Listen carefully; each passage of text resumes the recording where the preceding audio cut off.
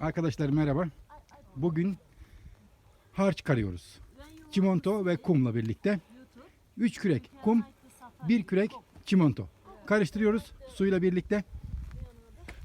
What we do today is we're mixing what we refer to as 3 sand, 1 cement, commonly known as 3-in-1 mix.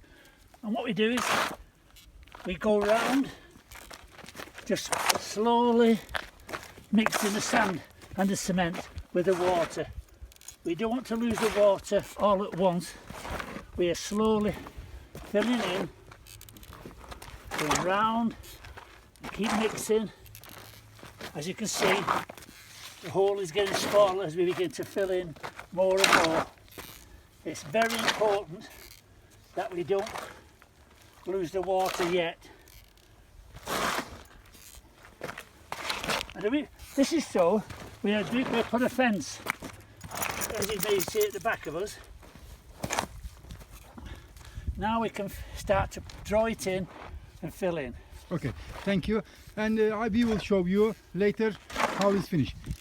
Tekrardan görüşeceğiz sizinle. O zaman en son karıştırdığımız halini göreceksiniz. Teşekkürler. Böyle yaylada